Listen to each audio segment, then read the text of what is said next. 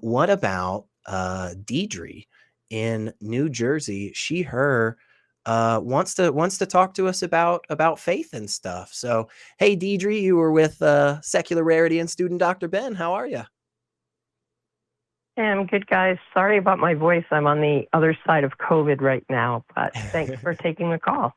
No I'm worries. glad you're feeling at least a little better, though. Yeah, for I'm sure. sorry that you got sick, Yeah. but glad to hear you're on the other side of it.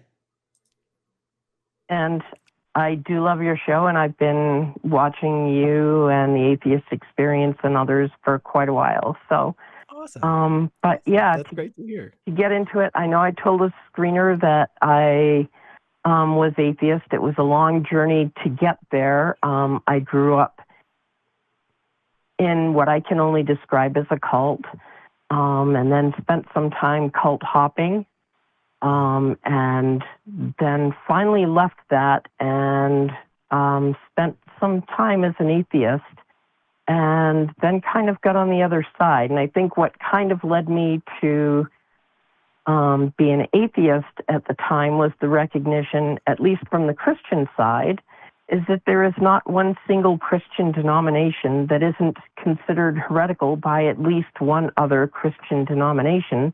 So it really didn't make any sense. So just to be clear, I'm not positive. Are you saying that the fact that all of the different denominations of Christianity are saying that everybody is wrong, are you saying that's a point in favor of the truth of it, or? No, that's a point in favor of atheism, because you cannot be a Christian without being considered a heretic by at least one other branch of Christianity.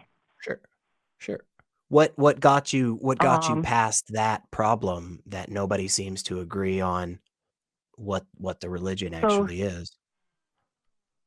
So strangely, it was one piece of music. And growing up, I was involved in music ministry for quite a while. And there was one piece of music that just really, really touched me. And I guess it kind of woke something up inside of me. And then I had to do a lot of, for lack of a better word, soul searching and trying to understand the combination of what I was feeling in light of what I recognized about, all of these other religions, and saying that each one of them is wrong. How did you determine that the experience that you felt, that, as you said, kind of awoken something in you, how did you determine that that was connected to a specific cause? I'm assuming that you came to the conclusion that this fantastic experience had something to do with God or a deity or supernatural of some kind, but how did you determine that? Well, I mean, that was the nature of those feelings. And can I say that I have absolute evidence that I could convey to somebody else that, yes, this is real? I can't. And I wouldn't claim that I could. And that, to me, was something that was entirely personal. And yeah, there is no way that I can show it to anybody else. There's no way that I can say this is objectively true. What I can say is that for me, it worked, and it gave me something that I was lacking, and that's the only claim that I can make. Do you think that's a good reason to accept it as being true? Like, would you accept that if I said that to you? Like, if I said to you, "Hey, Deidre, I, was reading the Quran the other day, and I heard this really beautiful ayah, this beautiful verse, and it was projected over a loudspeaker, and it was sung, and it just hit me so well, and it was beautiful, and that's why Allah's right and Jesus is wrong." Would you accept that claim that I ended it with? So here's the thing. I would not claim that I'm right and others are wrong. I would not make that claim. Do you claim that God is real? Do you think God is real? I claim that God is real for me. So where I wound up, I would say God is not real for you or anybody else. So you're saying you're right. I'm saying you're wrong. You're also saying I'm wrong. I'm saying I'm right. We're in that position because our claims are contradictory to each other. So even though we're not like being jerks to each other, right? We are still taking stances that completely contradict each other. And if you say, absolutely, well, I listened to this song and it gave me this experience and I can't really show it to other people, but I know that that experience was God. Well, I can also make that exact same claim and say, well, I listened to a song and I had an experience and that experience led me to not God. So how do we determine between the two, which one's right? So firstly, I'm not making the claim that that experience was God. Okay. I am making the claim that awoke something in me that kind of led me back to a faith that maybe you know that God is real for me. That feeling isn't God. What I do know is that when I am trusting in God in this way, and God doesn't necessarily have to be a particular God or whatever. You know, people experience however they want to experience. Hang on just a second. Just a second, Deidre. No. It's totally fine. I just want to make sure we don't go too far before we address some things. And then I will shut up because Ben, I know, has some great things to say. But when you say the phrase, and I've heard a lot of people say this, but I've never really gotten a good understanding of what they mean. When people say it's true for me, I don't understand that. I don't know what the distinction is between being true for an individual and just true. There seems to be a distinction, but I've never really had somebody kind of parse that out for me. So if you could real quick, that would be really helpful, because when I think of something being true, it's not a subjective thing. It's a whether or not I know it, whether or not my lights are on, doesn't matter, because the thing is a certain way. And then, I will shut up. And, so many years ago, I did a radio show, and I actually kind of addressed the difference between, I guess, knowledge, between, I guess, what we feel and what we know. And I guess true for me would be something that I feel and works for me when I live my life. And that's as far as I can go. So true for me is probably a misnomer. It is something that I feel is correct for me, and it works in my life. And that's as far as I can go. I can't say that it is fact because I can't demonstrate it to you. Do you think you have... I don't know how to ask this question without it being kind of leading, so I'm sorry on that. But like, that feels like a bad reason to believe that feels like a bad reason to believe something. Like if I said to you like, hey, I actually own a Ferrari that can fly, like wings just like pop out of the sides of it and it can just take off anywhere. And not only that, but it runs on pure carrots. So you just go get those big juicing carrots and you just throw them in the tank. And I have a co-pilot that came with the flying Ferrari that runs on carrots. And it's a talking dog. And Deidre, look, hey, I can't demonstrate that to you. I can't show that to you, but it is true for me. It is a feeling that I have that when I enact in my life, it works for me. Do you think that I actually have those things? Do you think they're real? So firstly, I can fairly well guess by the context that, yes, that's something you made up and you do not believe, just in context. Sure. Secondly, what I would say is look at the person's life and look at where they've been and look at where they are. And does the fact that they're living this life, does this help them? Does it hinder them?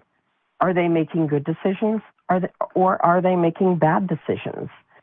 Are they living a better life than they lived before that? So this is where I wanted to jump in. How does this belief impact your life? What do you do differently in your life because of this belief that you have? So what I can do differently in my life is I can deal with a huge amount of trauma that existed, and I can deal with it more gracefully. I can let it not devastate me. I can live my life more effectively right now than I could before. And that matters. So in what sense, when we're saying that you can do things better? Because is it true that I could view something as being better that isn't? I know there are a lot of people that are taking issues that affect other people, like saying that it's better for prayer to be happening in schools, or they're saying that it's better for trans people to not have rights. So you're, with your definition of better, like what specific things are you doing in your life now that are better, in your opinion, because of this belief? Can I be like totally blunt? Yeah. Okay. Number one, I am not trying to end my life. Okay. Good. Yeah. Which happened many times in the past. I am not letting that past completely overwhelm and devastate me. I am living my life in a way that I'm open to friendships. I'm open to relationships. Just real quick to clarify for myself, you're saying that all of these good things that you have now changed about your life, and you're doing a lot better in all these instances.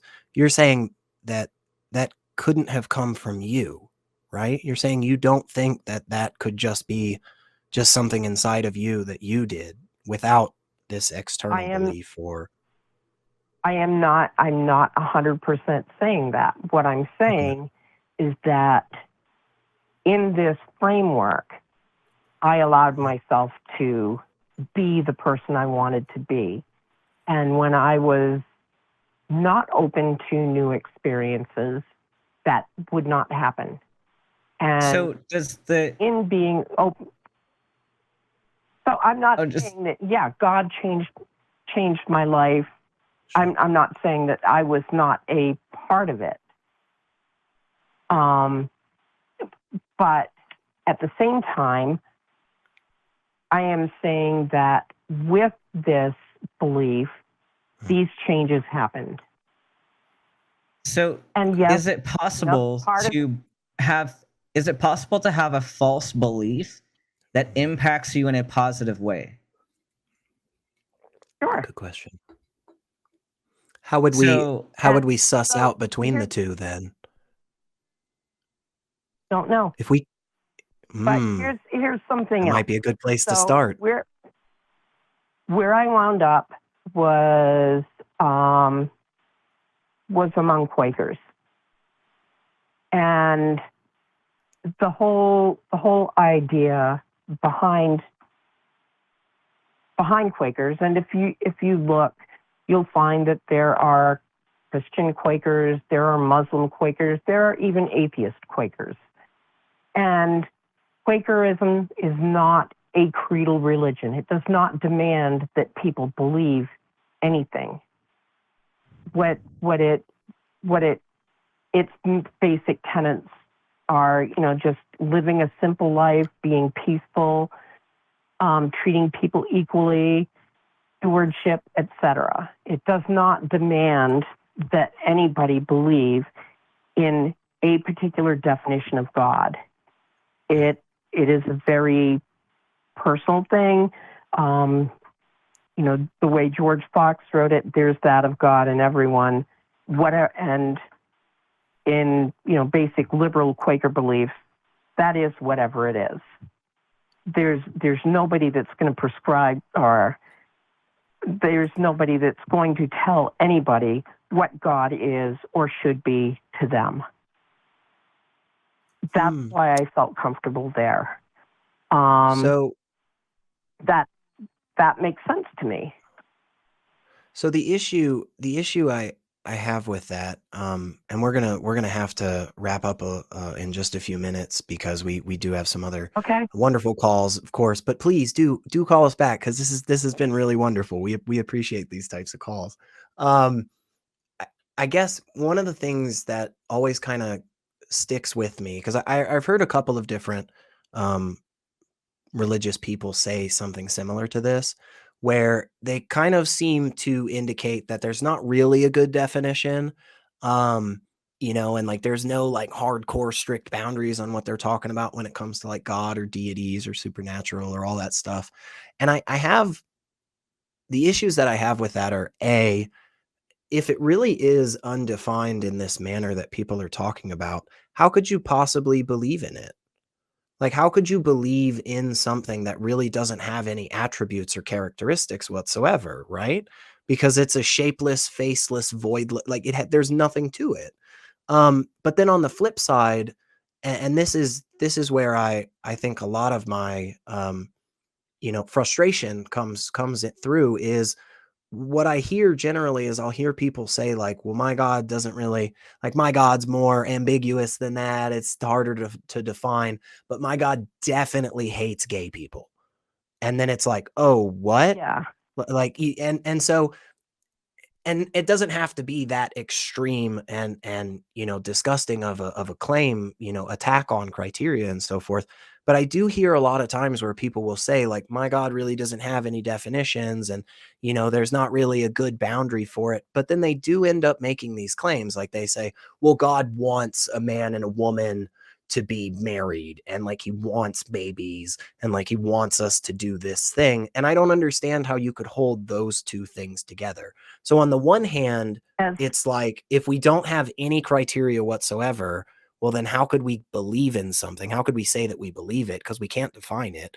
And on the other hand, we say that we can't define it and then purposefully go through the effort of defining it in specific ways, oftentimes that are harmful. And so that's kind of where my struggle is with that. And I understand that for some people that ambiguity may be a little bit more comforting. But for me, I'm not sure how you would get around either of those problems. Real quick, if you can, and then we'll throw it over to Ben. Was there something specific that you came across or an argument you heard or something you read that kind of helped bridge those two problems, or are those not problems for you? So on the one side, I'm an engineer, so facts do matter to me, so that's probably kind of a contradiction. On the other side, I grew up on the intersex spectrum, so that ambiguity is something that I've lived with my entire life. So all I can say is that's something for me to ponder. Yeah. Yeah. And please. And I think that's a really, really great place to be, Deidre. Like seriously, the day that I stop having questions about things is not a day I ever want to experience. I constantly want to be asking questions. It doesn't mean that I'm waking up every morning asking whether or not I'm the only brain in existence, because we move on from some of them, right? Because we've got so much freaking evidence, in the basket that says like, hey, probably there are other people that exist out there. Like, Ben's been doing stuff for years now and he has proof of having done those things. I guess it could all be a false memory and it all could have started 30 seconds ago, but it seems unlikely, but yeah, I think that stance of being like, hey, you know what? Honestly, that's kind of something I really hadn't put some thought into. That's a beautiful place to be because it means that you have so much more that's out there that you can, bring in and start using in a positive way for yourself and for others. And again, just real quick, and I know I've said I'll shut up like 5 times on this show and I haven't any one of the times, but I will after this, I promise. But Like earlier when I was saying about all of those really positive steps you've made in your life, where I come from, where I kind of see the world, you did that. That was all you. You are strong enough, you are capable enough, you are smart enough, you are a good enough person that all of that stuff is inside you, and you just don't need anything else. And any of the positive benefits that people have gotten from these unfounded claims, from the supernatural, from the divine, from the religious, and so forth, I fully believe that all of those good things can be gotten better and in a more true manner in other ways. And that's one of the reasons why I end up falling in a secular humanist kind of camp, you know? So truly, I think where you're at is an absolutely wonderful place. And you've got some stuff to work on. We're sorry for giving you homework, but I mean, do definitely hang out with us again and call us back because this was wonderful. But before we let you go just yet, Ben, I'll let you say something, I swear. Yeah, this is actually an interesting topic because I think we're in a realm of placebo effect here with you had this experience and you're relating improvements in your life back to this very specific experience despite having evidence that shows something has happened. And I wonder if, like Secularity is saying, I don't know if you need this deity to be there for you to have done those. It's fantastic that you've made these fantastic improvements in your life, but there's an interesting thing here and a debate about the placebo effect. And oftentimes people will say, well, if it's not harming anybody, what's the problem with having a placebo? And the thing is, we can't determine that it isn't harmful. We do have some cases where the placebo effect can be more harmful, and it just depends on what actions people are taking based on their belief in said placebo. So sure, someone might not have any detriment from believing in something that isn't really contributing, but other people might use that placebo to justify later decisions or justify later conclusions. So that's a whole separate discussion, and I'd love to maybe a different call if you call back in to talk about that placebo aspect. But otherwise, this was a very interesting conversation, and I thank you for calling in to talk about it. Well, thank you so much. And that whole placebo effect and how that can be taken advantage of, that's how cults get started. On the other hand, in some homework and a book that I found interesting years ago was by Ian Stevenson and 20 Cases Suggestive of Reincarnation, which kind of opened my mind to the possibility that there is the possibility of other things going on beyond just what is material. And maybe that's something to take a peek at someday too. But thank you guys so much. I really love your show. Hey, thanks so much for hanging out with us. We really appreciate it. Seriously, it's these types of conversations I think are really good, especially when, you know, we can kind of push back on each other and somebody says like, oh crap, I've never thought about that. Like I need to think more on that. I think that's where we make, you know, some of the best progress.